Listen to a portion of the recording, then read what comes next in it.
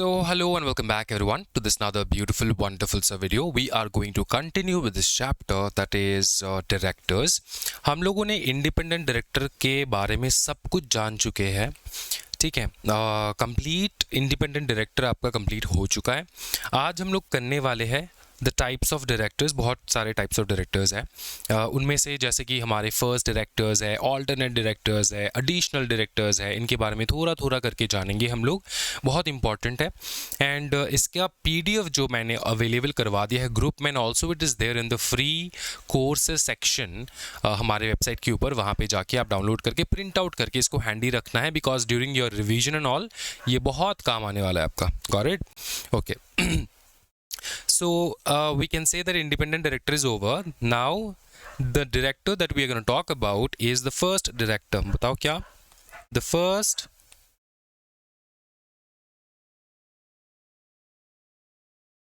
first director of a company. That is section 152. Okay, हम लोगों ने 149 कंप्लीट कर चुके हैं. 150 जो है वो डेटा बैंक, वो हम लोग बाद में करेंगे at the end completely. And 151 if you talk about कि सर 151 क्या है? 151 है स्मॉल शेयर होल्डर्स डायरेक्टर. तो ये जो स्मॉल शेयर होल्डर डायरेक्टर है, इसको जानने से पहले अपने को कहा गया ये 152 फर्स्ट डायरेक्टर जो है ये जान लेना है. ठीक है, because first director is very easy. Now when I से कि first director of a company, what do you really think कि फर्स्ट डायरेक्टर कौन हो सकता है? फर्स्ट डायरेक्टर कौन हो सकते हैं? Obviously the people who are making the company, the people who came along together to sign and form the company.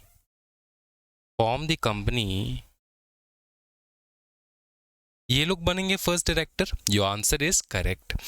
So as per the companies act 2013 हम लोग इसको कहेंगे कैसे कि फर्स्ट डायरेक्टर कौन है? ठीक है, फर्स्ट डायरेक्टर वो है जो कंपनी के आर्टिकल्स में, AOA आर्टिकल ऑफ एसोसिएशन में, एक है मेमोरेंडम ऑफ एसोसिएशन, एक है articles of association. Article of association, the articles of the company. ना वहीं पे जिसका नाम लिखा हो as the first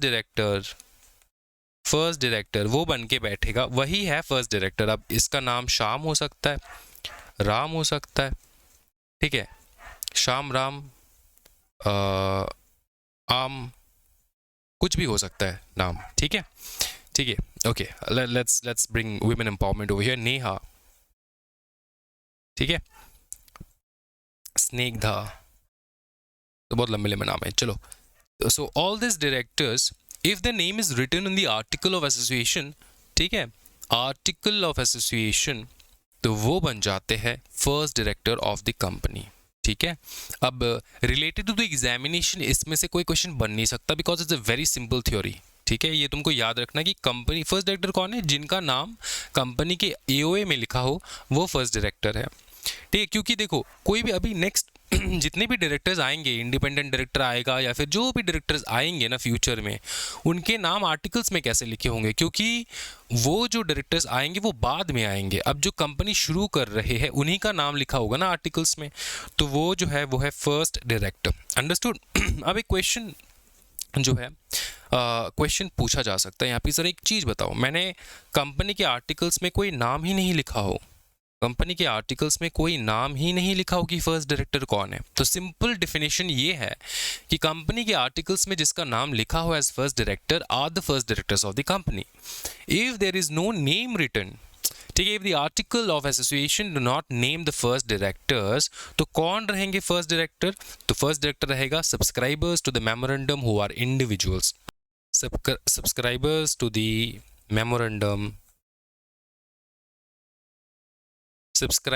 the memorandum who are individuals are deemed to be the first directors, are deemed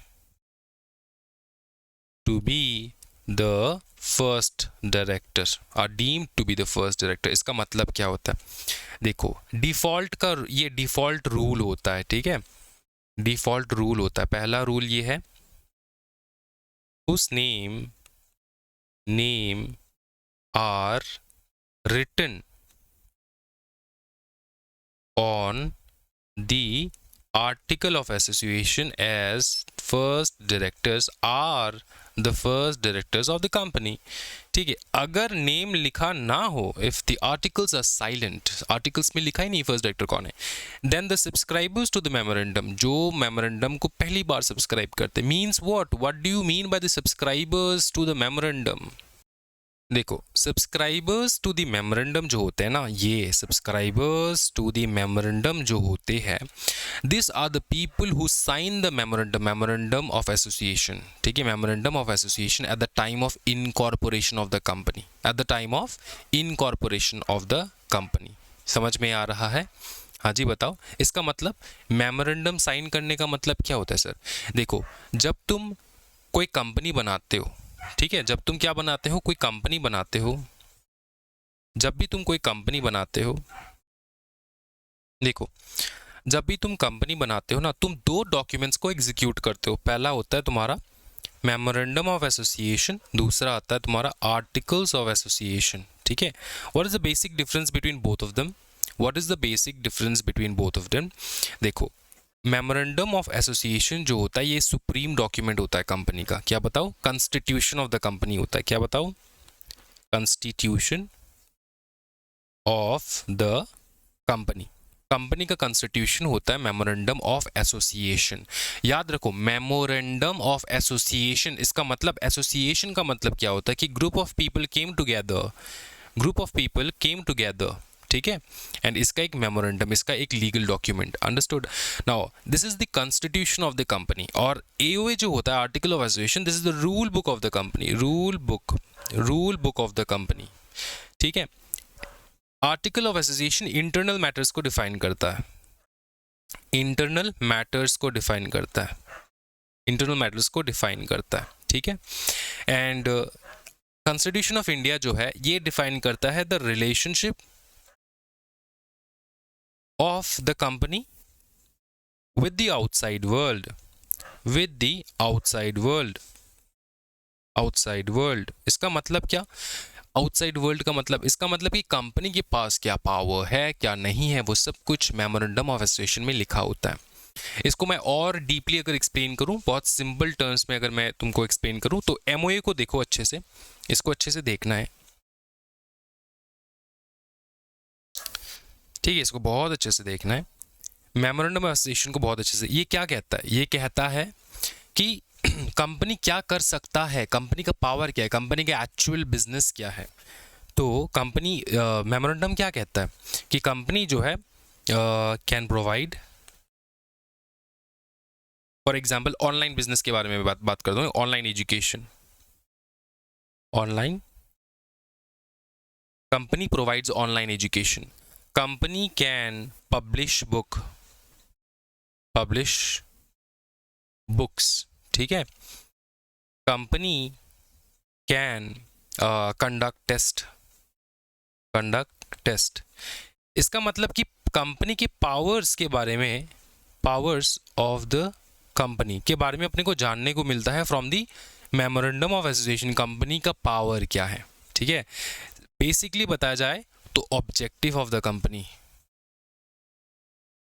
objective of the company मेरे को जानने को मिलता है मेमोरेंडम ऑफ एसोसिएशन.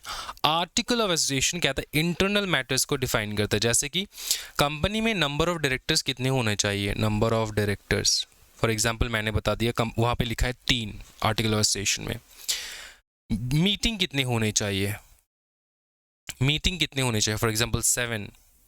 ठीक है, मीटिंग कितने होने चाहिए, मतलब देखो कंपनी लॉ में तो मीटिंग है ही, मीटिंग का एक तुमको बता दिया है कि भैया मिनिमम इतने नंबर ऑफ मीटिंग होने चाहिए.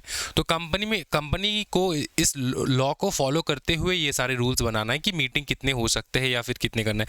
पकड़ लो, मीटिंग के यहाँ पे नंबर ऑफ मीटिंग्स नहीं लिखते, because it is going to be very vague, because number of meetings अपने को भी पता नहीं होगा कि कितने हम लोग लेंगे, कितने ज़रूरत होगा. तो हम लोग कहेंगे नोटिस फॉर द मीटिंग. चलो, नोटिस फॉर द मीटिंग, कि कितने दिन पहले अगर मीटिंग करना है तो नोटिस देना है. कंपनी लॉ में कहेगा कुछ और, उसको फॉलो करते हुए तुमको ये रूल बनाना है. कंपनी लॉ में जो minimum number of notice day होता है, 21 डेज हो, 7 डेज हो, ये जो डेज होता है ना, इसको फॉलो करते हुए तुम इसको इंक्रीज करके लिख सकते हो, लेकिन इसको घटा के नहीं लिख सकते. समझ में आ रहा है? इसको इंक्रीज करके लिख सकते हो. क्या ये समझ में आ रहा है? कोरम के बारे में अगर मैं बात करूं, कोरम की अगर मैं बात करूं, कितने कोरम होने चाहिए, ठीक है, शेयर ट्रांसफर का प्रोसीजर क्या होना चाहिए, ये सारे इंटरनल मैटर्स जो है वो सारे तुम्हारे आर्टिकल ऑफ एसोसिएशन में लिखा होता है। तो वन लाइन अगर मैं तुमको बताऊं, एमओए बात करता है कि what the company can do, and AOA बात करता है कि how the company will do it, how the company will do it. क्या ये समझ में आ रहा है? Is that clear? ठीक है, इतना समझ में आ चुका। अब सुनो देखो अच्छे से, क्या होता है कि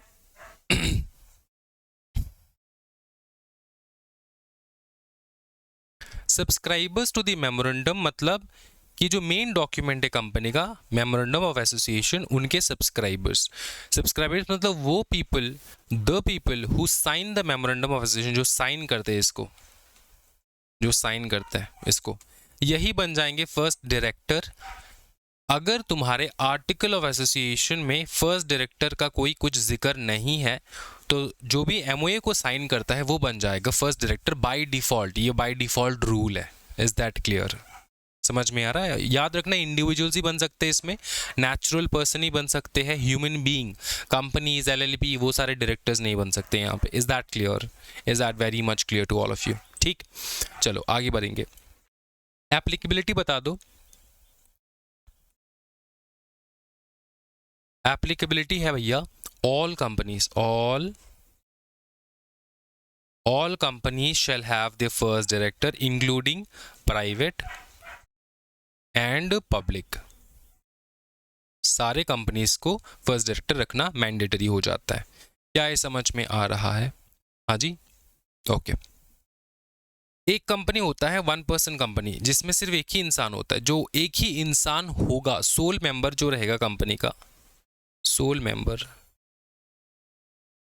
वही बन जाएगा तुम्हारा first director. Is that clear?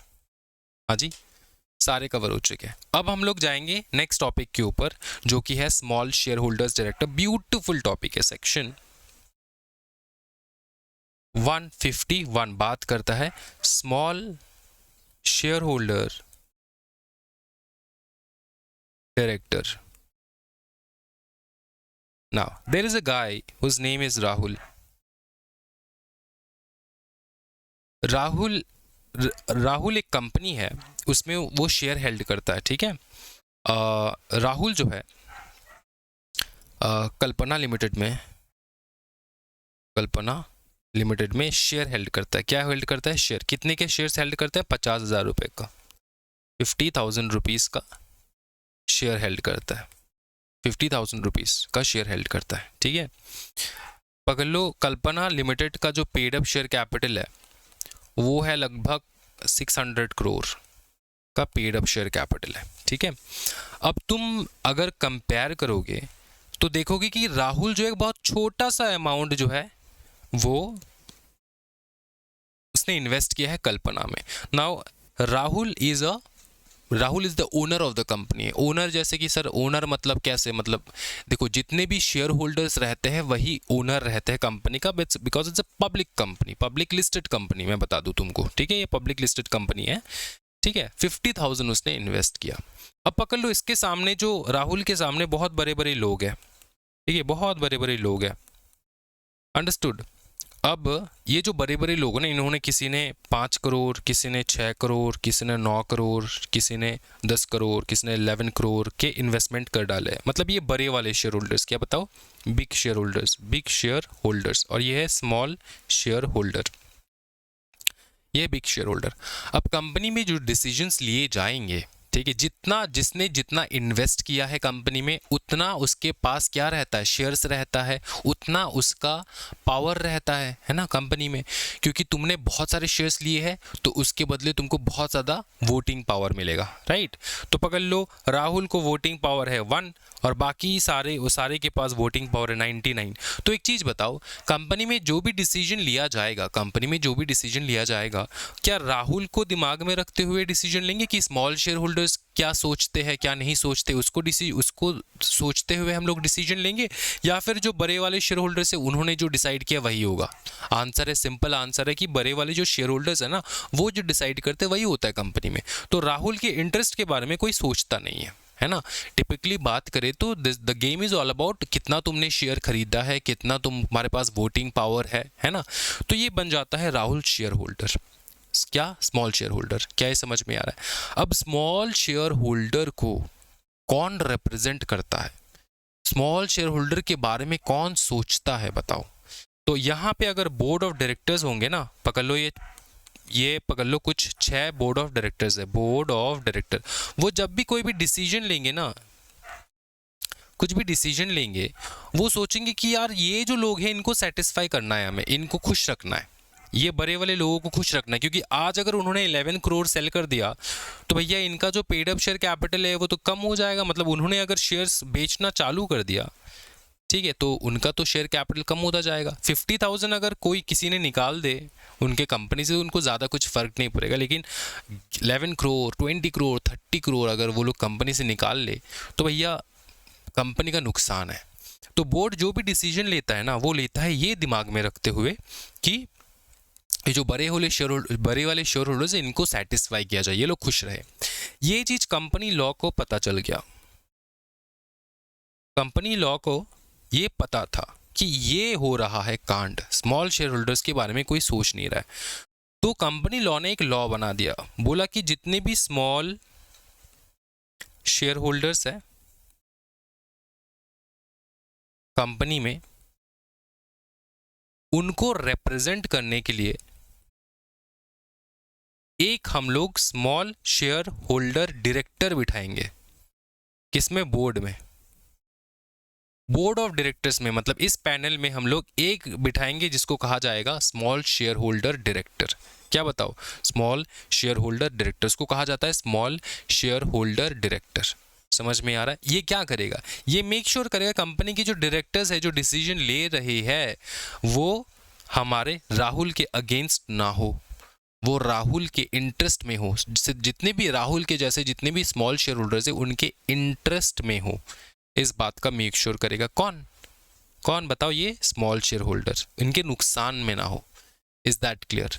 तो ये छोटे शेयर होल्डर्स को रिप्रेजेंट करने के लिए एक डायरेक्टर बिठाया जाता है पैनल पे, बोर्ड ऑफ डायरेक्टर्स में, जिसको कहा जाता है स्मॉल शेयर होल्डर डायरेक्टर। ठीक है, इजी था, बहुत इजी था। अब थोड़ा तुमको टेक्निकल चीज समझना है, बहुत इजी है, टेंशन ना लो। ये जो स्मॉल शेयर होल्डर डायरेक्टर है, सबसे पहले तुमको क्वेश्चन पूछना है कि ये स्मॉल शेयर होल्डर है कौन। मतलब मेरे पास कितना पैसे का शेयर्स रहेगा तब मैं स्मॉल शेयर होल्डर, ये होगा क्वेश्चन। उसके बाद तो डायरेक्टर। ठीक, तो राहुल स्मॉल शेयर होल्डर है कि नहीं, ये कैसे पता लगेगा? सिंपल वे है इसको कैलकुलेट करने का। कोई भी इंसान समझो, कोई भी इंसान जिसके पास nominal value of shares, nominal value of shares कितने रुपए का? रुपीस 20,000 या फिर उससे ज़्यादा रहेगा, 20,000 और मोर अगर रहेगा तो वो स्मॉल शेयर होल्डर। क्या ये समझ में आ रहा है? तो वो स्मॉल शेयर होल्डर। अब इसको समझना, नॉमिनल वैल्यू लिखा है मैंने, पेड अप वैल्यू नहीं लिखा है। क्योंकि देखो, कंपनी जब शेयर इशू करता है ना, तब कंपनी शेयर इशू करता है, जैसे तुम लोग अकाउंट्स करते हो तब तुमको पता चलेगा, कंपनी शेयर इशू करता है जिसका नॉमिनल वैल्यू होता है 10 रुपये, लेकिन वो लोग प्रीमियम पे इशू करते हैं। ठीक है, प्रीमियम कितना? 100 रुपीज़। मतलब टोटल जो है 100 रुपीज़ का मतलब 90 रुपीज़ जो है प्रीमियम दे रहे हो तुम। ठीक है, 90 रुपीज़ तुम प्रीमियम दे रहे हो। तो इसको हम लोग, तुम अगर ये 100 को कैलकुलेट कर रहे हो, इस 20,000 को जो है कैलकुलेट करने के लिए कि तुम्हारे पास 20,000 का शेयर है कि नहीं, ऐसे नहीं चलेगा।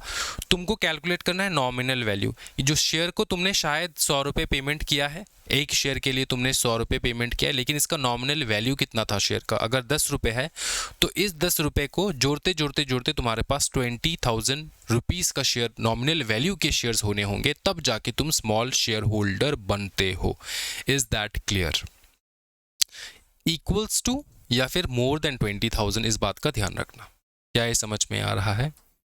ठीक है, अब इसको होल्ड करने के लिए जब मैं शेयर कहता हूं ना, इसमें तुम्हारा इक्विटी प्लस प्रेफरेंस दोनों को मिला सकते हो। तुमने इक्विटी कुछ होल्ड रखा है, प्रेफरेंस कुछ होल्ड करके रखा है, दोनों शेयर्स है, तो इक्विटी प्रेफरेंस दोनों। Is that clear? क्या ये समझ में आ रहा है? क्या ये समझ में आ रहा है दोस्तों? तो ये 20,000 रुपीज़ का value nominal value of shares का होना चाहिए। Is that clear? ठीक है, हाँ जी, ये क्लियर हो चुका है। अब हम लोग जो देखेंगे वो है कि कौन से कंपनीज को स्मॉल शेयर होल्डर, बेटा स्मॉल शेयर होल्डर डायरेक्टर रखने होंगे। ठीक है, ये मैंने स्मॉल शेयर होल्डर के बारे में तुमको समझा कि स्मॉल शेयर होल्डर, अब अपॉइंटमेंट कैसा होता है स्मॉल शेयर होल्डर डायरेक्टर का, ये हम लोग जानेंगे कि small share holder director appoint कैसे होते हैं। अपॉइंट होने से पहले ये तो पता करो कि कौन से कंपनीज में एप्लीकेबल रहेंगे। Applicability to companies, applicability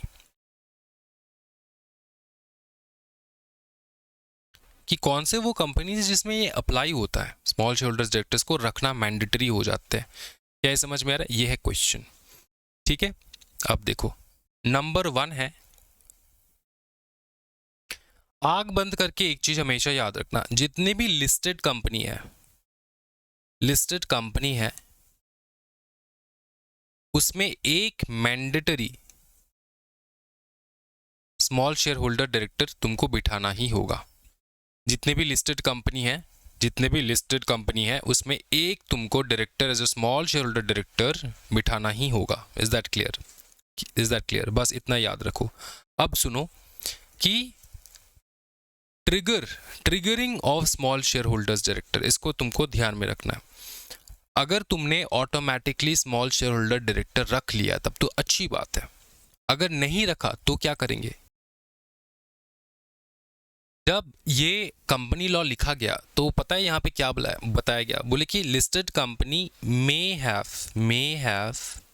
one director as small share holder director. क्या बोले? May have. ठीक है, जब भी कोई लिस्टेड कंपनी लिस्ट होता है ना, जब भी कोई कंपनी अपने स्टॉक एक्सचेंज पे लिस्ट होता है, दे मेक श्योर कि एक स्मॉल शेयर होल्डर डायरेक्टर रहे, मैंडेटरी रहे। ठीक है, अब अगर ये जो मैंडेटरी वाला वर्ड है ये तुम्हारा इन जनरल वो लोग रखते हैं स्मॉल शेयर होल्डर, लेकिन कंपनी लॉ में बताया गया कि कंपनी लॉ में बताया कि लिस्टेड कंपनी एक स्मॉल शेयर होल्डर डायरेक्टर रख सकते हैं, ऐसे बताए। तो कंपनी लॉ ने उनको फोर्स नहीं किया किसी भी लिस्टेड कंपनी को तुमको रखना ही है।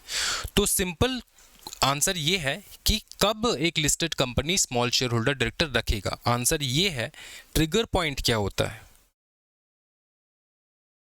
ट्रिगर पॉइंट कि जब तू कंपनी डिसाइड करेगा कि स्मॉल शेयर होल्डर डायरेक्टर रखेंगे, एक तो उसको लिस्टेड होना है, दूसरी बात ये है लिस्टेड कंपनीज के ऊपर ही एप्लीकेबल है, दूसरी बात ये है कि बाय देयर ओन, अपने खुद के मर्जी से एक स्मॉल शेयर होल्डर डायरेक्टर वो रख सकते हैं, बाय देयर ओन विल।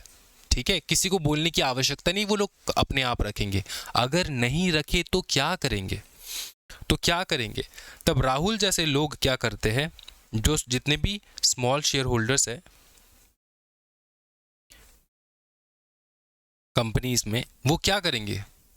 हाँ जी, वो क्या करेंगे? वो करेंगे ये कि कंपनी में कम से कम 1000 स्मॉल शेयर होल्डर को एकत्रित करेंगे एक जगह पे, और 1000 स्मॉल शेयर होल्डर्स कंपनी को बोलेगा कि एक स्मॉल शेयर होल्डर डायरेक्टर रखो। तो ये 1000 small share holder director notice भेजता है कंपनी को, अपने को रिप्रेजेंट करने के लिए नोटिस भेजता है किसको? कंपनी को। ठीक है, कि अपने को रिप्रेजेंट करने के लिए एक स्मॉल शेयर होल्डर डायरेक्टर रखो। क्या ये समझ में आ रहा है? ठीक है, अब सुनो, अगर पकड़ लो कंपनी में, लिस्टेड कंपनी है, 1000 स्मॉल शेयर होल्डर डायरेक्टर है ही नहीं, तुम 1000 कहां से लाओगे? ठीक है, 1000 कहां से लाओगे? एक कंपनी है, listed company, 1000 small share holders नहीं है उसमें। तो कंपनी लॉ में बताया, और अगर 1000 स्मॉल शेयर होल्डर्स डायरेक्टर्स है तो ठीक है, अगर नहीं है तो जितने भी total number of small share holders है, टोटल स्मॉल शेयर होल्डर है किसी भी कंपनी में, उस टोटल नंबर के 1/10 को लेकर आओ। 1/10 of total small share holder को लेकर आओ।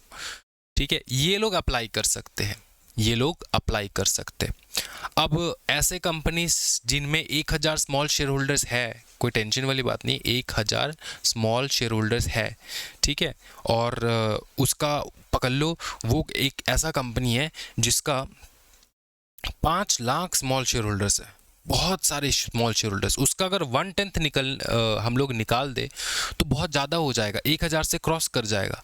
तो इतने सारे शेयर होल्डर्स को तो कंपनी लॉ में बताया विच एवर इज लोअर, ठीक है। अगर तुम्हारे कंपनी में बहुत सारे स्मॉल शेयर होल्डर्स डायरेक्टर है तो तुम क्या करोगे, तुम 1000 को लेकर आओ, 1000 को लेकर आओ, ठीक है, क्योंकि 1/10 करेंगे तो बहुत ज़्यादा निकल जाएगा। तो तुम 1000 को लेकर आओ, ठीक है, 1000 को लेकर आओ, काफ़ी है। अंडरस्टूड, बोले 1000 को लेकर आओ। और अगर तुम्हारे कंपनी में 1000 शेयर होल्डर्स भी नहीं है, 500 शेयर होल्डर्स है, मतलब 500 स्मॉल शेयर होल्डर है, समझ में आ रहा है, 500 स्मॉल शेयर होल्डर है, तो तुम एक काम करो, तुम 1/10 को लेकर आओ, 1/10 इस 500 के 1/10 को लेकर आ जाओ, इस 500 के 1/10 को लेकर आ जाओ। कितने को लेकर आ जाओ, 1/10 को, विच एवर इज लो। तो कोई भी हारा नहीं, समझ। अगर तुम्हारे कंपनीज में ज़्यादा स्मॉल शेयर होल्डर्स है, ज़्यादा स्मॉल शेयर होल्डर्स है, बहुत ज़्यादा स्मॉल शेयर होल्डर्स है, तो तुमको क्या करना है बताओ, तुमको क्या करना है, बहुत सारा स्मॉल शेयर होल्डर्स है, उसको तुमको डिसाइड करना है कि भैया मेरे को 1000 ईजी आएगा या फिर मेरा 1/10 ईजी आएगा। अगर तुमको लग रहा है 1000 ईजी आएगा तो विच एवर इज लोअर, 1000 को लेकर आ जाओ। और अगर तुम कैलकुलेट करके देख रहे हो कि नहीं मेरा तो 1/10 वाला इजी आ रहा है क्योंकि मेरे यहाँ पे तो 500 ही स्मॉल शेयर होल्डर्स है, तो इसका अगर 1/10 हम लोग निकाल तो बहुत कम आता है, 1000 से बहुत कम होता है, तो हम लोग 1/10 वाले को ही लेकर आ जाएंगे, तो 1/10 लेकर जा सकते हो। विच एवर इज लोअर, इसको तुमको याद में रखना है, तो कोई हारा नहीं, ठीक है। समझ में आ रहा है, ईजी कर दिया स्मॉल शेयर होल्डर्स के लिए, क्या है समझे। तो ये तुम दोनों पर्सपेक्टिव से देख सकते हो, ठीक है, क्या है समझ में आ रहा है। तो ट्रिगर पॉइंट ये रहता है कि कंपनी अपने ही खुद के मर्जी से एक खुद किसी को अप्लाई करने की नोटिस भेजने की आवश्यकता नहीं है, वो बिठा दे small share holder director. Company ने नहीं बिठाया तो स्मॉल शेयर होल्डर्स क्या करेंगे, कंपनी के 1000 स्मॉल शेयर होल्डर्स को लेकर जाएंगे, नोटिस भेजेंगे, 1000 स्मॉल शेयर होल्डर साइन करेंगे एक नोटिस में, एंड वो नोटिस भेज दिया जाएगा टू द कंपनी। अगर 1000 बहुत ज़्यादा लग रहा है तुमको, तो तुम एक काम करो, तुम्हारे कंपनीज में 1000 स्मॉल शेयर होल्डर्स है ही नहीं, तो तुम्हारा 500 है, 500 है, ठीक है, तो तुम एक काम करो, इसका 1/10 लेकर आ जाओ, काफ़ी है, 1/10 लेकर आ जाओ, काफ़ी है, क्या ये समझ में आ रहा है, 1/10 लेकर आ जाओ, काफ़ी है, ठीक है। और अगर तुम्हारे कंपनी में स्मॉल शेयर होल्डर्स बहुत सारा है, 5 लाख स्मॉल शेयर, उसका 1/10 निकाले तो बहुत ज़्यादा आ जाएगा। सर एक काम करते हैं, हम लोग 1000 को ही लेकर जाते हैं, हाँ 1000 को लेकर चले जाओ, विच एवर इज लोअर बोले ना दोस्तों, विच एवर इज लोअर बोले, क्या ये समझ में आ रहा है। हाँ जी, हो चुका है, ट्रिगर पॉइंट हो चुका है। अब सुनो, ये जो नोटिस भेजेगा ना, ये जो नोटिस भेजेगा, ये जनरल मीटिंग के 14 दिन पहले भेजना है नोटिस, जनरल मीटिंग के 14 दिन पहले नोटिस भेजना है स्मॉल शेयर होल्डर्स को, कंपनी को, अपने इसमें तुमको स्मॉल शेयर होल्डर डायरेक्टर बिठाना है, ठीक है। सर स्मॉल शेयर होल्डर्स को पता कैसे चलेगा कि मीटिंग कब है, मीटिंग का तो 21 डेज का तो नोटिस पीरियड होता है ना, 21 डेज पहले तो भेज देंगे नोटिस कंपनी की मीटिंग होने वाला है, ठीक है, तो तब बहुत टाइम है तुम्हारे पास। तब तुमको क्या करना है, इस 21 डेज में से 14 दिन पहले तुमको कंपनी को बता देना है। जैसे तुमको नोटिस मिला आज, ठीक है, आज नोटिस मिला कंपनी मीटिंग करने वाले, तो तुम्हारे पास यहाँ से 14 दिन है, तुमको नोटिस भेजना है कंपनी को कि अपने को स्मॉल शेयर होल्डर डायरेक्टर चाहिए होगा, क्या ये समझ में आ रहा है, 14 डेज बिफोर द मीटिंग, ठीक है। और तुम इस नोटिस में क्या क्या मेंशन करोगे, देखो ये इन डिटेल तुमको, ये बाय डिफॉल्ट तुमको पता होना चाहिए, तुम्हारे दिमाग में होना चाहिए, उस डायरेक्टर के पास क्या होना चाहिए, डिन होना चाहिए, DIN, क्योंकि डायरेक्टर बनने के लिए तुम किसी को अपॉइंट करने के लिए तुमने किसी का नाम सजेस्ट किया है, उसके पास डिन होना चाहिए, डायरेक्टर आइडेंटिफिकेशन नंबर होना चाहिए, मैंडेटरी होता है, डिन होना चाहिए उस नोटिस में तुम एड्रेस दोगे, नेम दोगे, समझ में आ रहा है, नेम दोगे, एड्रेस दोगे, शेयर कितना हेल्ड किया है वो दोगे, ठीक है, फोलियो नंबर दोगे, ठीक है, ये सारे जो है तुम्हारा जाएगा, समझ में आ रहा है, बताओ। तो small shareholders must leave a signed notice at least 14 days before the meeting specifying the name, address, share held, folio number of proposer and the candidate, ठीक है। If candidate holds no share, folio details not needed, मतलब जो candidate रहता है, मतलब जिसको तुम appoint करने के लिए बोल रहे हो, ठीक है, कि इसको अपॉइंट करो as small share holder director, तुम सजेस्ट कर रहे हो। अगर इसका कोई शेयर्स नहीं है कंपनी में, तो ये जो फोलियो नंबर होता है ना, ये उनका होता है जो सजेस्ट कर रहे हैं कि इसको बिठाओ as a small share holder director.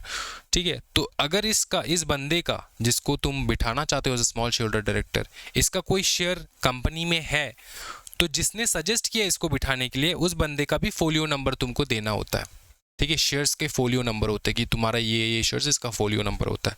ठीक है, अगर इस बंदे ने कोई भी शेयर हेल्ड ना कर रखा हो, कौन से बंदे ने, जिसने सजेस्ट किया या फिर जो कैंडिडेट है, वो कैंडिडेट के बारे में बात करूँ, इसने कोई शेयर्स हेल्ड नहीं कर रखा है कंपनी में, तो तुमको फोलियो नंबर देने की भी आवश्यकता नहीं है, तुम बाकी के डिटेल्स भेज दो। ये बहुत ज़्यादा डिटेल में मैंने तुमको बता दिया, इतना याद रखने की आवश्यकता नहीं है, folio number and all that. तुमको बस इतना, ये 14 डेज वाला ये सारा तुमको याद रखना है, 1000 1/10 ये याद रखना है तुमको। ठीक है, क्या ये समझ में आ रहा है? क्या ये समझ में आ रहा है? ठीक है, ओके। कैंडिडेट जो होगा, इसके पास क्या क्या होना चाहिए? एक तो होना चाहिए डिन, एक तो क्या होना चाहिए बता दो फटाफट, एक तो होना चाहिए डिन। ठीक है, एक तो होना चाहिए उसके पास डिन, वो बहुत मैंडेटरी है। दूसरा होना चाहिए declaration of no disqualification, declaration of no disqualification, मतलब तुम डिस्क्वालिफाइड नहीं हो, ये तुमको बताना है। ठीक है, डिस्क्वालिफिकेशन ऑफ डायरेक्टर्स हम लोग एकदम लास्ट में करेंगे, ये इसी चैप्टर में देखने वाले। फिर consent to act as a director, consent. तो ये तीन चीज क्या है जो मैंडेटरी होता है किसी भी कैंडिडेट के लिए जो स्मॉल शेयर डायरेक्टर, उसके पास डिन होना चाहिए, वो डिक्लेयर करेगा कि मैं डिस्क्वालीफाइड नहीं हुआ, मैं पूरा प्रॉपरली क्वालिफाइड हूँ डायरेक्टर के हिसाब से बैठने के लिए, एंड उसको कंसेंट भी देना होगा, हाँ मैं बैठना चाहता हूँ एज अ डायरेक्टर, ये कंसेंट उसको देना होगा। समझ में आ रहा है? ठीक है, अब देखो एक स्पेशल मैं तुमको चीज बता देता हूँ कि ये जो तुम्हारा स्मॉल शेयर होल्डर डायरेक्टर है ना, इसको कभी कभार हम इंडिपेंडेंट डायरेक्टर के जैसे भी हम लोग इसको मान लेते कि एक इंडिपेंडेंट डायरेक्टर है। कब, कौन से कंडीशन में, ये बता देता हूँ मैं तुमको। सबसे पहला ये कि वो एलिजिबिलिटी क्राइटेरिया जो हम लोग ने सेक्शन 149 सब सेक्शन 6 में देखा ना, एलिजिबिलिटी वो पूरा फुलफिल करता हो। मतलब नेसेसरी नहीं है कि वो फुलफिल करे, लेकिन अगर वो करता हो, समझ में आ रहा है। और दूसरा कि वो डिक्लेरेशन दे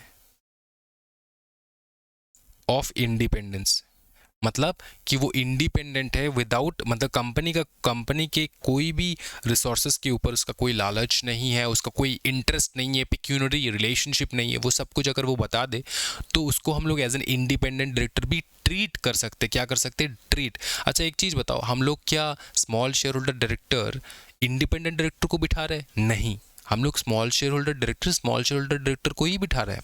इसको कभी कभार हम लोग इंडिपेंडेंट भी मान लेते, इंडिपेंडेंट डायरेक्टर के जैसे हम लोग उसको ट्रीटमेंट देते। क्यों ट्रीटमेंट देते?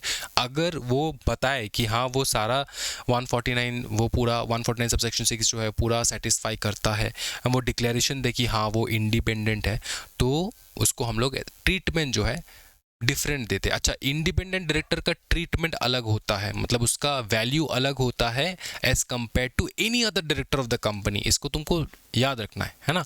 इंडिपेंडेंट डायरेक्टर स्पेशल होता है एंड बाकी के डायरेक्टर नॉर्मल डायरेक्टर्स होते हैं। Is that clear? इसको तुम याद कर भी सकते हो, ना भी कर सकते हो, लेकिन अच्छी बात है because you are a CS professional बनने वाले हो, तो तुमको याद करना, अगर तुम याद कर लोगे तो अच्छी बात है। टेन्योर बता दो, टेन्योर बता दो, टेन्योर कितने साल के लिए वो बैठ सकता है? देखो लेस देन या फिर इक्वल्स टू 3 कॉन्जिक्यूटिव ईयर वो बैठेगा, 3 कॉन्जिक्यूटिव ईयर। और इसको रिटायरमेंट जो है, रिटायरमेंट के बाद इसको रीअपॉइंटमेंट नहीं हो सकता, नो रीअपॉइंटमेंट, नो रीअपॉइंटमेंट।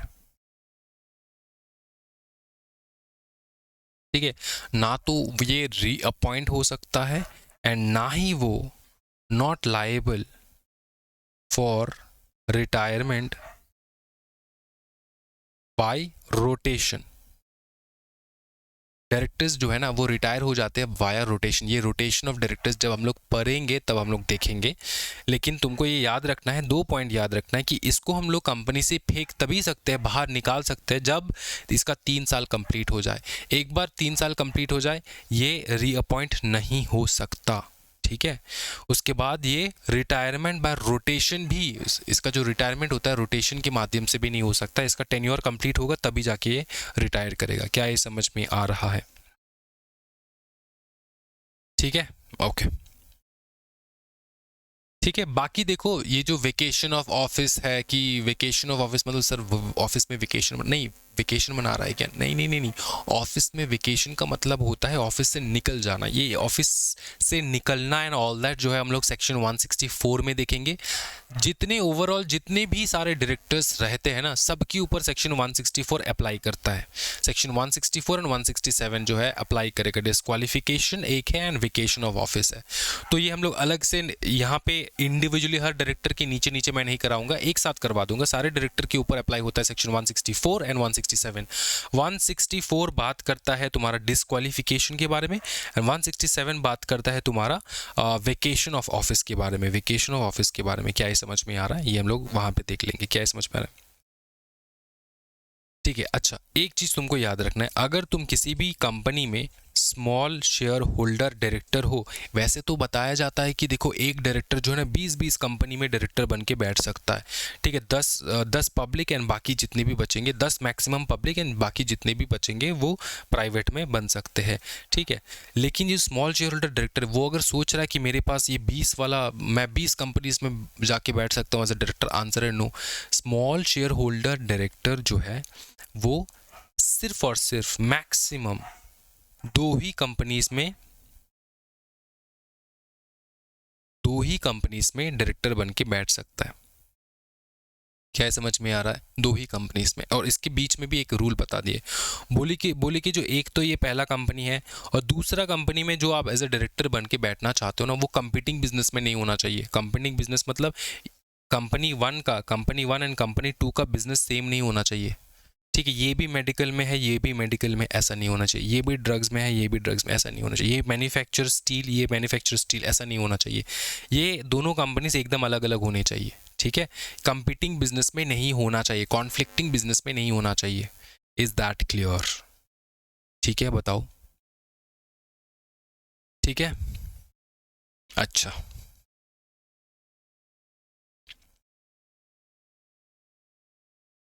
अच्छा, जो मैंने तुमको बताया कि इसका रीअपॉइंटमेंट कितने साल के लिए बैठ सकता है? 3 साल। 3 साल के बाद रीअपॉइंटमेंट पॉसिबल नहीं होता है। वैसे हम लोग नॉर्मल डायरेक्टर्स के बारे में देखते तो डायरेक्टर्स 5 साल के लिए बैठ जाते हैं, उसके बाद 5 साल के लिए फिर से रीअपॉइंट हो जाता है, टोटल 10 साल के लिए हो सकते हैं। उसके बाद कूलिंग पीरियड लग जाता है, ये सारा हम लोगों ने देखा है। रीअपॉइंटमेंट होता है कूलिंग पीरियड से पहले, लेकिन यहाँ पे कोई रीअपॉइंटमेंट का चक्कर नहीं है। एक बार 3 साल कंप्लीट हो चुका है तो तुम्हारा हो गया, उसके बाद कूलिंग पीरियड लगता है तुम्हारा, रीअपॉइंटमेंट नहीं हो सकता। तुमको cooling period, cooling COLLING cooling period लगता है तुम्हारा 3 साल का। मतलब 3 साल तुम कंपनी के साथ किसी भी प्रकार के रिलेशन में नहीं रह सकते। 3 साल कूलिंग पीरियड रहता है एक तुम्हारे इसका, क्या कहते हैं इसको, स्मॉल शेयर होल्डर डायरेक्टर का। क्या ये समझ में आ रहा है? किसी भी कैपेसिटी में डायरेक्टली इनडायरेक्टली तुम कंपनी के साथ किसी भी प्रकार का एसोसिएशन नहीं रख सकते after cessation of office. Is that clear? 3 साल का कूलिंग पीरियड रहता है, उसके बाद वो अपॉइंट हो सकता है फिर से। क्या समझ में आ रहा है? अच्छा, देखो डायरेक्टर को रिमूव करने का सबसे सिंपल तरीका होता है ऑर्डिनरी रेजोल्यूशन पास कर देना।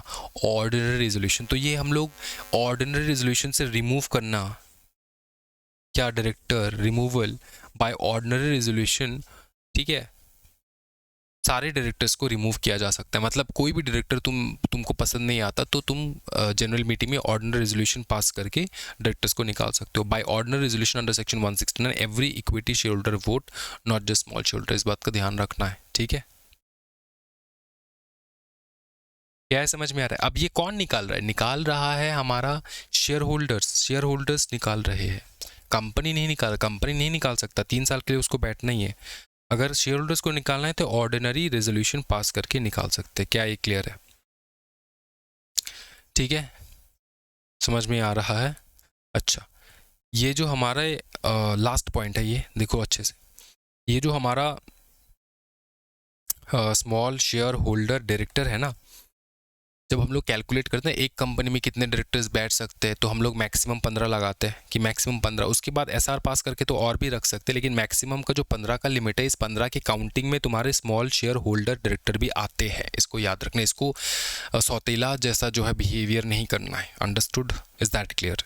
ये खत्म हो गया तुम्हारा स्मॉल शेयर होल्डर डायरेक्टर। जितना मैंने करवाया है, जितना मैंने तुमको सिखाया, जितना मैंने तुमको बताया है, बस उतना तुम याद रख लोगे ना, तो तुम्हारा small share holder director complete हो जाता है। एग्जामिनेशन में क्या आता है यहाँ से, इस टॉपिक में से, एग्जामिनेशन में इस टॉपिक में से तुम्हारा अपॉइंटमेंट के बारे में पूछा जाता है, जिसमें तुम्हारा 1000 एंड 110 जो है इसके बारे में तुम्हारा पूछा जाता है, requirement of this. Is that clear? And तुमको याद रखना है हर लिस्टेड कंपनीज के ऊपर एप्लीकेबल होता है। लिस्टेड कंपनीज, क्या कंपनी अपनी मर्जी से रख सकते हैं? आंसर है yes.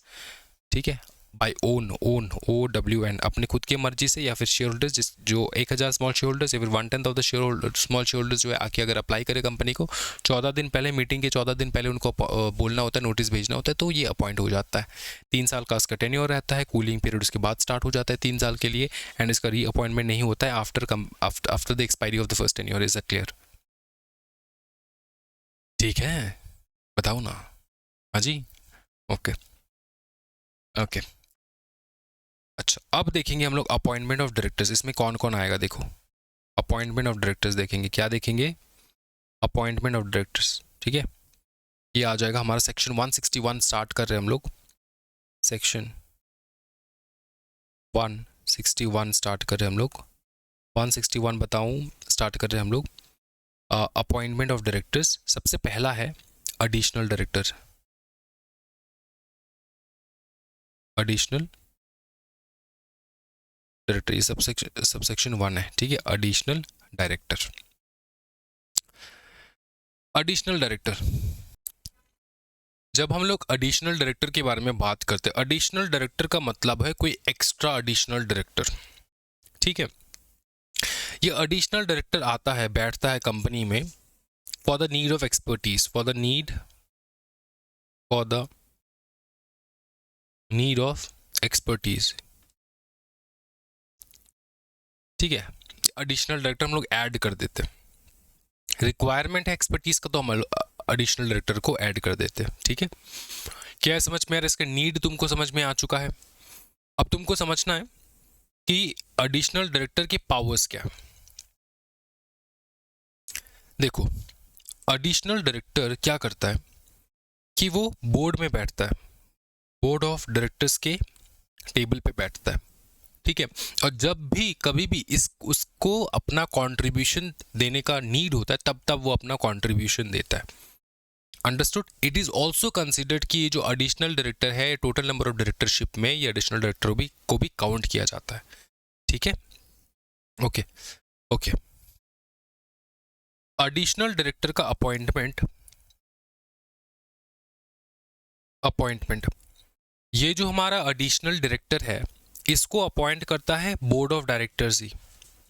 Board of directors appoint कर सकते, जनरल मीटिंग की कोई आवश्यकता नहीं है। बोर्ड ऑफ डायरेक्टर्स सिंपली वो अपॉइंट कर देंगे हमारे एडिशनल डायरेक्टर को।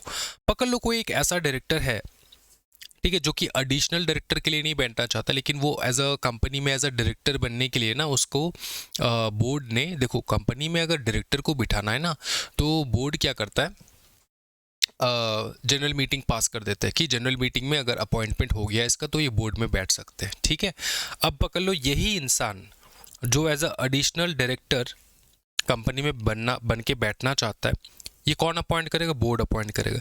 लेकिन इसके हिस्ट्री में, इस इंसान की हिस्ट्री में, ये एक बार जनरल मीटिंग में एज अ डायरेक्टर बनने के लिए खड़ा हुआ था। ठीक है, लेकिन जनरल मीटिंग में इसको वोट नहीं मिला, जनरल मीटिंग में वोट नहीं मिला। तो अगर ऐसा इसका हिस्ट्री है जहाँ पे इसने ये खड़ा हुआ था for being a director in the company, और उसको वोट नहीं मिला, जिसके कारणवश वो डायरेक्टर नहीं बन पाया, तो इस इंसान को तुम एडिशनल डायरेक्टर नहीं बना सकते।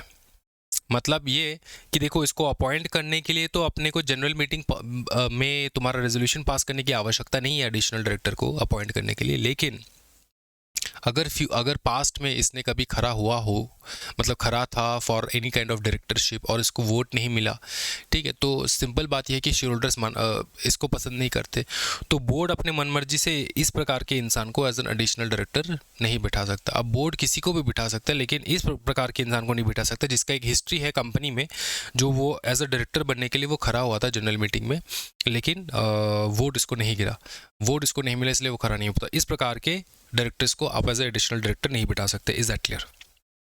क्या समझ में? छोटी छोटी बात मैं तुमको समझा रहा हूँ, तुमको लग रहा होगा सर इतनी डिटेल में क्यों ये छोटी छोटी बात है जो मैं एक लाइनर तुम लिख लो, जब भी नोट्स बनाते हो ना, एक लाइनर 1 लाइनर नोट्स बना लो, ये याद रहेगा ना तो बहुत बेहतरीन रहेगा तुम्हारा, तुम as a total company secretary बन के प्रिपेयर हो जाओगे। क्या है समझ में आ रहा? ठीक है, हाँ जी बताओ। ओके, अब देखो इसका टेन्योर क्या रहता है। अब ये एडिशनल डायरेक्टर किसी एक नीड एक्सपर्टीज के लिए इसको बिठाया गया, ठीक है, तो ये 5 साल के लिए बैठेगा ऐसा नहीं है। इसका टेन्योर रहता है 1 AGM से लेकर दूसरे AGM तक, नेक्स्ट AGM इसको निकाल दो, hold office up to the date of next AGM। क्या है समझ में आ रहा है? Hold office up to the date of next AGM, मतलब मैं यहाँ पे बोल रहा हूँ तुमको 1 साल, अगर साल के स्टार्टिंग में इसको लिया गया है, पकड़ ले अक्टूबर में लिया है, अक्टूबर में लिया है, तो अक्टूबर के बाद जब भी कंपनी का मीटिंग होता है, सिंपल भाषा में तुमको ये समझाऊं तो नेक्स्ट AGM बोल दो। टेन्योर होता है नेक्स्ट AGM तक उसका टेन्योर रहता है। जब भी तुम्हारा अपॉइंटमेंट हो, उस अपॉइंटमेंट के बाद जो भी AGM आ रहा हो उसमें तुमको निकाल देंगे, तुम्हारा काम वहीं तक था। क्या समझ में आ रहा है? नेक्स्ट AGM और डेट ऑफ नेक्स्ट AGM, इसका मतलब क्या था? डेट ऑफ नेक्स्ट AGM मतलब कि या तो नेक्स्ट AGM हेल्ड हो गया तो ठीक है, नेक्स्ट AGM का डेट आ गया लेकिन वो नेक्स्ट AGM पोस्टपोन हो गया किसी कारणवश पोस्टपोन हो, तो जो डेट था उसी डेट में इसको निकाल देंगे, ठीक है, पोस्टपोन के लिए वेट नहीं करेंगे। Date of the next AGM या फिर next AGM whichever is earlier, इसको याद रखना। क्या ये समझ में आ रहा है? तो लास्ट डे जिस दिन AGM हेल्ड होता है ना, उस दिन उसको निकाल देते हैं हम लोग, विकेट कर लेते हैं अपना ऑफिस। क्या है समझ में है?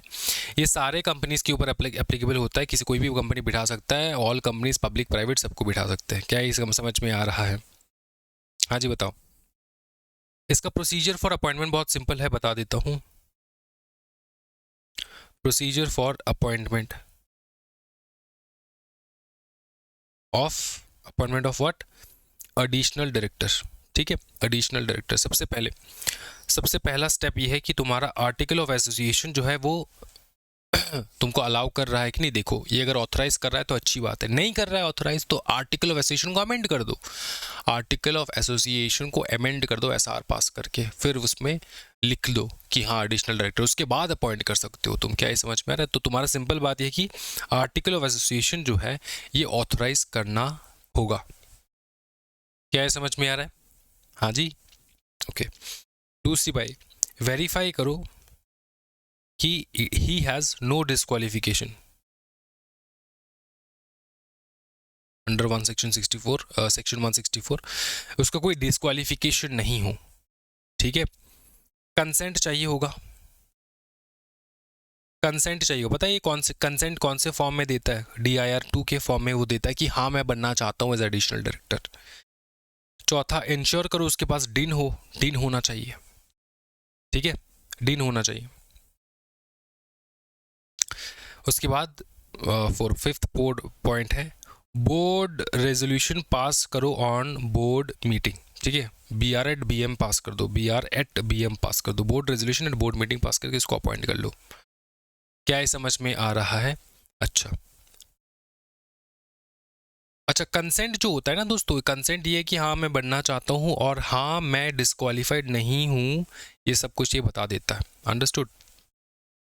अच्छा अगर उसका इंटरेस्ट है नहीं है कंपनी में, इंटरेस्ट इन द सेंस कि पिक्यूनरी, जैसे इंडिपेंडेंट डायरेक्टर का हम लोग इंटरेस्ट नहीं देखते कि उसका इंटरेस्ट है कंपनी में, पिक्यूनरी रिलेशनशिप है, बहुत ज़्यादा शेयर खरीद के रखा है एंड ऑल दैट, रखा है नहीं रखा है, ये उसको डिक्लेरेशन देना होता है, declaration of interest, declaration of interest उसको वो देगा एट फॉर्म नंबर MBP1, याद रखियो, ठीक है। अच्छा, ये सब हो गया।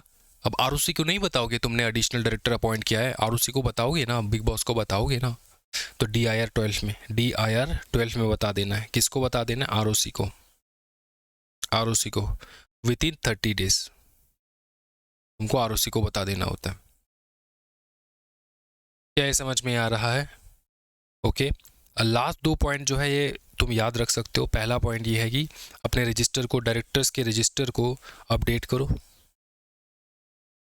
उनके शेयर होल्डिंग्स को बताओ, शेयर होल्डिंग बताओ कि कौन से जो डायरेक्टर अभी आए हैं कंपनी में कितना शेयर होल्ड कर रहे हैं, कितना नहीं कर रहे हैं, ये सब कुछ बताना होगा, ठीक है। ये डायरेक्टर के रजिस्टर को अपडेट करना होता है, ठीक। लास्टली, अगर तुम्हारा कोई गवर्नमेंट अथॉरिटीज़ के साथ कोई रिलेशन वगैरह है, ठीक है, जैसे तुमने लोन ले रखा हो किसी भी कहीं से भी, बहुत बड़े लोन लो रखा, तो उनको भी बताना होता है कि भैया हम लोगों ने एडिशनल डायरेक्टर जो है अपॉइंट किया है। या फिर कोई गवर्नमेंट अथॉरिटीज़ के साथ किसी प्रकार का रिलेशन हो तो उनको भी बताना होता है। Inform government authorities. तो लास्ट वाला पॉइंट याद करने से भी होगा, नहीं करने से भी चलेगा, लेकिन बाकी सारे पॉइंट तुमको याद करने, इसको लिख लो अच्छे से, ठीक। क्या ये समझ में आ रहा है? ठीक है, ओके। नेक्स्ट जो है वो आता है हमारा सेक्शन 161 सबसेक्शन 2, जिसको हम लोग कहते हैं alternate director. Alternate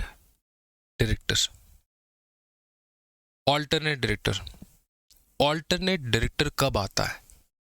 alternate director, जैसे क्लास में तुम जब कॉलेज वगैरह करते थे तो टीचर नहीं आते थे, तो उसके जगह ऑल्टरनेट कौन आता था? प्रॉक्सी लगाने कौन आता था? उनकी जगह ऑल्टरनेट टीचर कौन आते थे?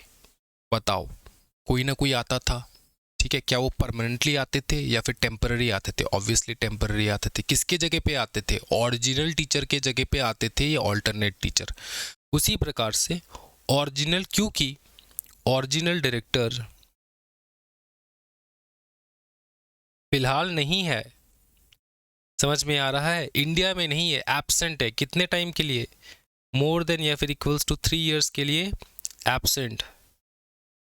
Absent from India. इंडिया के बाहर गए हैं, आ नहीं पा रहे किसी ना किसी कारणवश, 3 साल हो चुके हैं। तो उनके जगह ओरिजिनल डायरेक्टर जो बाहर, इंडिया के बाहर जाके बैठ के मौज मस्ती कर रहे हैं, उनके जगह आप लोग अपॉइंट करते हैं ऑल्टरनेट डायरेक्टर को। क्या ये समझ में यार? इनके जगह पे आके बैठता है। क्या ये समझ में? अच्छा बताओ, इसका रिटायरमेंट कब होगा? फिर बता दो, रिटायरमेंट कब होता है बता दो। मतलब ये, मतलब निकलेगा कैसे? विकेट, रिटायर तो नहीं होते, इसको विकेट किया, वेकेशन कहा जाता है कि वो कब ऑफिस से निकल जाए, टेन्योर कहा जाता है। रिटायरमेंट थोड़ा ये उल्टा सीधा शब्द हो गया। टेन्योर की कितने टाइम तक बैठेगा ये बताओ। आंसर है 2, जो भी अर्लियर हो। पहला, original director India come back, हो गया इसका, इंडिया में कम बैक हो गया दोस्तों, फिर से आ गया इंडिया में, पहला। दूसरा, ओरिजिनल डायरेक्टर का टेन्योर एक्सपायर्ड हो गया। इनमें से 2 जो भी अर्ली हो, जो भी घटना जल्दी घटे। ओरिजिनल डायरेक्टर 5 साल के लिए अपॉइंट हुआ था, उसका टेन्योर एक्सपायर हो गया, ठीक है, तो ऑल्टरनेट डायरेक्टर उसी की जगह पे बिठाए थे ना, उसको भी निकाल दो, उसका हो गया फिर काम। फिर हम लोग ओरिजिनल डायरेक्टर दोबारा से कोई नए डायरेक्टर को अपॉइंट करेंगे, ऑल्टरनेट डायरेक्टर नहीं बिठाएंगे। क्या ये समझ में आ रहा है? ठीक। ये जो ऑल्टरनेट डायरेक्टर है, ये कोई भी करंट, जो भी कंपनी में जो भी करंट डायरेक्टर है ना, वो डबल रोल प्ले नहीं कर सकते। वो ऐसे नहीं कह सकते मैं यहाँ पे डायरेक्टर हूँ, एज एन ओरिजिनल डायरेक्टर मैं उस डायरेक्टर के लिए ऑल्टरनेट डायरेक्टर का रोल प्ले कर देता हूँ, ऐसा नहीं। ये ऑल्टरनेट डायरेक्टर एक काफ़ी अलग होता है, ये बाहर से ही आता है। जैसे टीचर में बाहर से नहीं आता, टीचर सेम ही टीचर, वो maths teacher absent, maths teacher कभी एब्सेंट नहीं होते दोस्तों। पकड़ लो, ऑल्टरनेटिव इंग्लिश वाले टीचर एब्सेंट हो गए तो मैथ्स टीचर आ जाते हैं, वही सेम टीचर आ जाता है, ठीक है। जो ओरिजिनल टीचर है वही आ जाता है एज एन ऑल्टरनेट टीचर। तो लेकिन यहाँ पे ऐसा नहीं है, जो करंट इस कंपनी में जो भी डायरेक्टर है वो एज एन अल्टरनेट डायरेक्टर नहीं बैठ सकते। क्या ये समझ में आ रहा है? ठीक है, ओके। ये इसका अपॉइंटमेंट BR@BM में हो जाता है, BR@BM में हो जाता है। इसका और सिंपल होता है, मैं तुमको बताऊँ, रेजोल्यूशन बाय सर्कुलेशन में भी हो जाता है इसका अपॉइंटमेंट। क्या बताओ? रेजोल्यूशन बाय सर्कुलेशन में भी इसका अपॉइंटमेंट हो जाता है। मतलब फिजिकल बोर्ड मीटिंग करने की आवश्यकता नहीं है, तुम रेजोल्यूशन के द्वारा भी इसको अपॉइंट कर सकते हो। रेजोल्यूशन मतलब कोई भी किसी भी डायरेक्टर ने सोचा कि ऐसे, मतलब हम वो लोग सब लोग एग्री करते हैं। अब एक क्या कहते हैं इसको, रेजोल्यूशन पास किया और इसको सर्कुलेट कर दिया सारे डायरेक्टर्स के पास और सबने साइन कर दिया। इस प्रकार से भी इसको अपॉइंटमेंट हो सकता है। अब रेजोल्यूशन बाय सर्कुलेशन जो है, ये हम लोग एक इसका पूरा सेक्शन है, इसका पूरा टॉपिक है, वो जब करेंगे तब देखेंगे। ठीक है, ओके ओके। बताओ, ऑल्टरनेट डायरेक्टर का क्या रिअपॉइंटमेंट हो सकता है? नहीं बेटा, ऑल्टरनेट डायरेक्टर ऑल्टरनेटिव होता है, टेम्पररी कारण आता है फिर वो निकल जाता है। ठीक है, और ये टोटल डायरेक्टरशिप में काउंट भी होता है। Is that clear?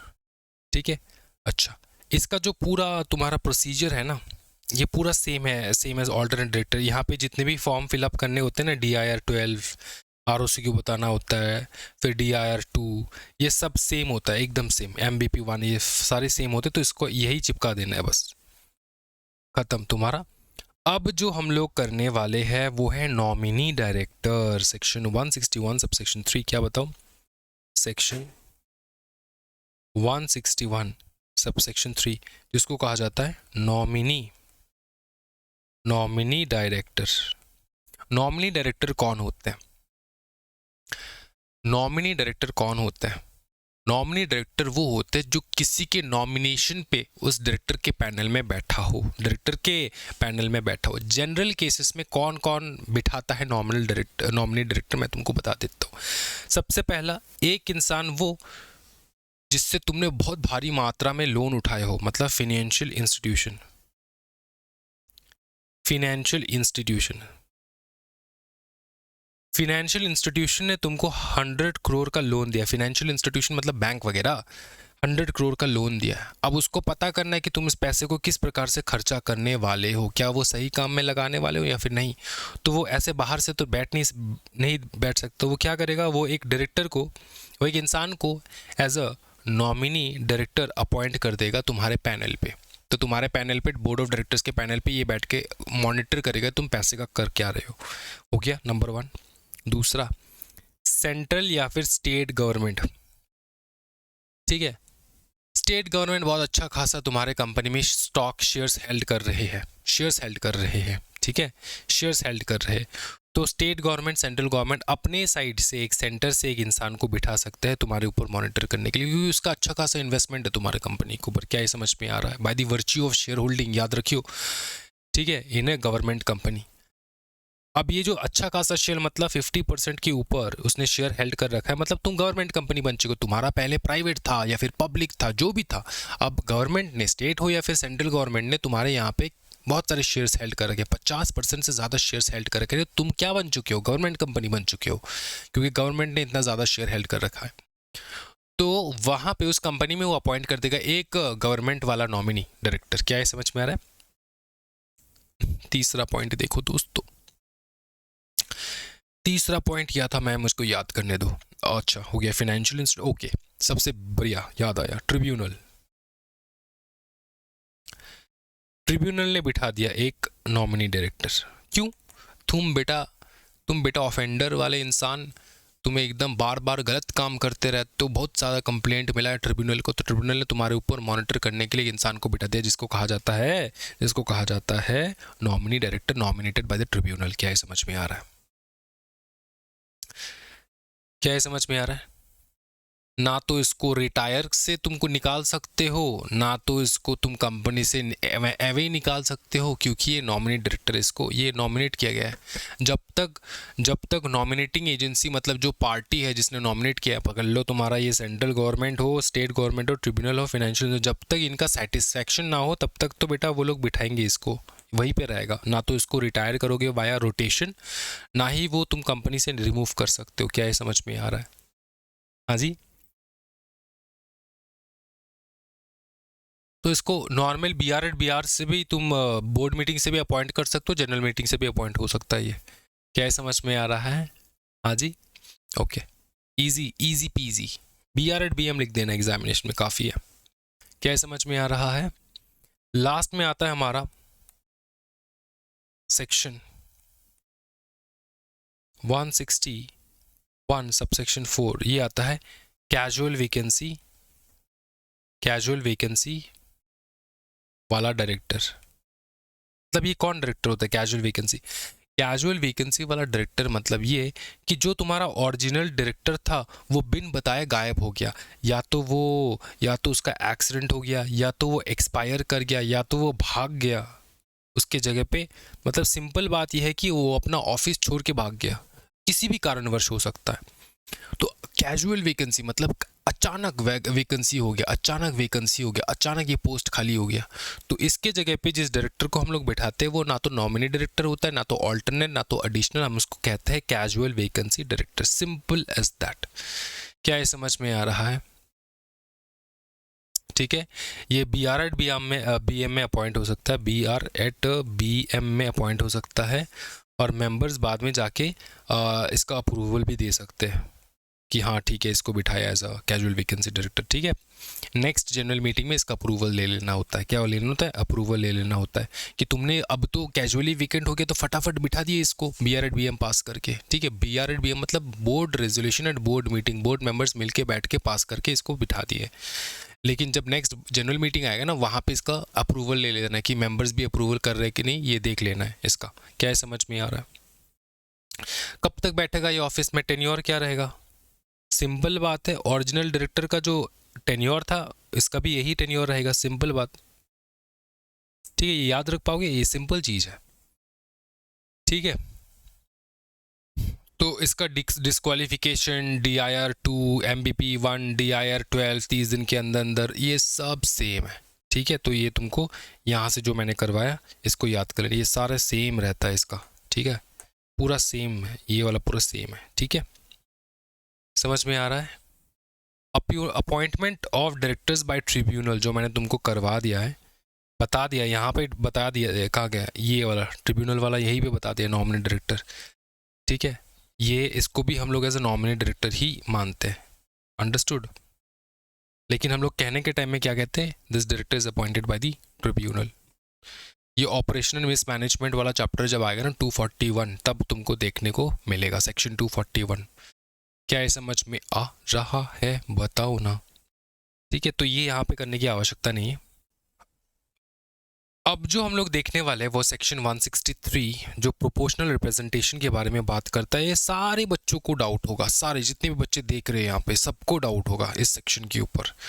बहुत इग्नोर्ड वाला सेक्शन है। ठीक है, इसको हम लोग अच्छे से करेंगे, फटाफट कर लेंगे, लेकिन अच्छे से करेंगे, ज़्यादा डिफिकल्ट नहीं है, ईजी है।